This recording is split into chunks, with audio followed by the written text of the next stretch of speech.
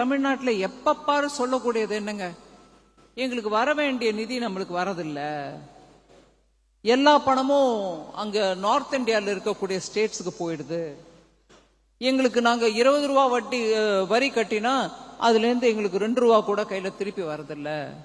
இவங்க ஆளுமையில இருந்த கட்சி டிஎம்கே, பல பல வருடங்களாக ஆளுமையில இருந்த கட்சி.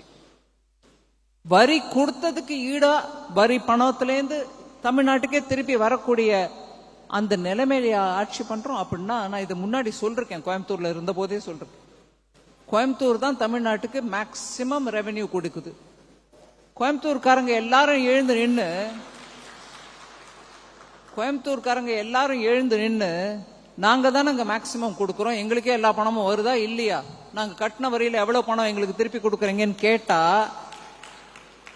நம்ம அரியலூர் என்ன ஆகும், ராமநாதபுரம் என்ன ஆகும், அதே மாதிரி ஆஸ்பிரேஷனல் டிஸ்ட்ரிக்ட் சொல்லி பிரதமர் டெல்லியிலேருந்தே மானிட்டர் பண்றக்கூடிய விருதுநகரும் ராமநாதபுரமும் என்ன ஆகும். இப்படியா யோசிச்சு நம்ம எல்லாத்துக்கும் டிஎம்கே நின்னு கேள்வி கேட்கணும்.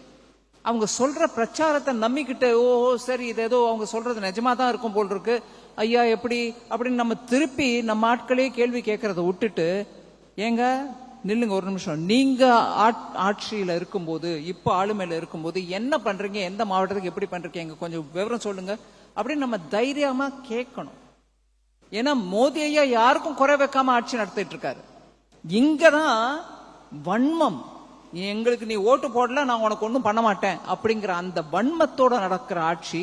அதை நமக்கு நின்று கேள்வி கேட்கக்கூடிய திறமை நம்ம கிட்ட இருக்கணும். 4 விஷயத்தை படிக்கணும். கல்வி திட்டம் நாடு முழுவதும் எல்லாரும் நல்லா எடுத்துக்கிட்டு பண்ணிட்டு இருக்காங்க. இன்னைக்கு கேரளாவில் இருக்கக்கூடிய கம்யூனிஸ்ட் கட்சி கூட பிஎம் ஸ்ரீ எஜுகேஷன் நம்மளுக்கு வேணும், அந்த ஸ்கூல்ஸ் நம்மளுக்கும் வரணும், வந்த கல்வி தரம் உயரும் அப்படின்னுட்டு பிஎம் ஸ்ரீ எங்களுக்கு வேணும்னு போய் கேட்கிறாரு. பிஎம்டே போய் சொல்றாரு, இத்தனை நாளா ஏதோ நின்றுடுச்சுங்க நீங்க எங்களுக்கு கொடுங்க. அவங்க தோழமை கட்சிக்குள்ளவே இந்த கிரிக்கெட் மேட்ச்ல சொல்லுவாங்க ஃப்ரெண்ட்லி மேட்ச், நீங்களும் இன்னொரு கட்சியும் விளையாடுறீங்க மேட்ச், ஆனா அது ஃப்ரெண்ட்லி மேட்ச். ஏன்னா யார் ஜெயிச்சாலும் பரவாயில்ல, யார் தோத்தாலும் பரவாயில்லன்னு ஒரு கிரிக்கெட் விளையாடுறது, அசலான போட்டி இல்ல, நிஜமான போட்டி இல்ல. அந்த மாதிரி அவர் போய் அங்க கேட்டார், எனக்கு பிஎம் ஸ்ரீ ஸ்கூலுக்கு கொடுங்கன்னு.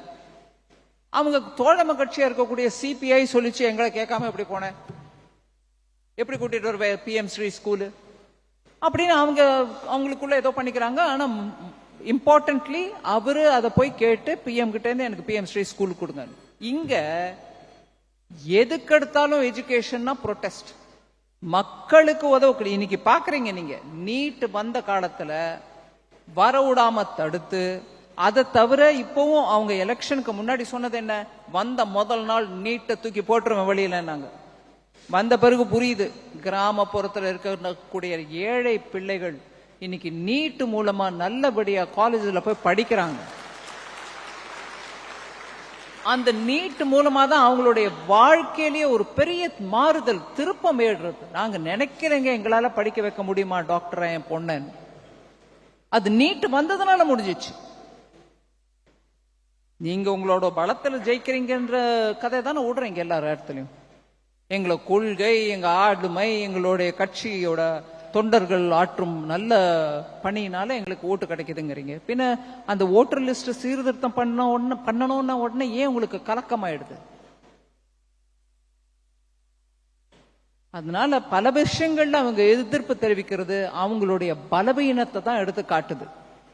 நம்ம அதனால தைரியமா முன்ன நின்று ஒவ்வொரு அணியும் ஒவ்வொரு பிரிவும் அவங்க சம்பந்தப்பட்ட தொழில் பிரிவுகள் எல்லாரோடையும் பேசி தமிழகத்துல அடுத்த வருஷம் நடக்கக்கூடிய தேர்தலில் ஒரு நல்ல மாறுதல் திருப்பத்தை எடுத்துட்டு வர்றதுக்கான முயற்சி நம்ம எல்லாரும் செய்யணும்.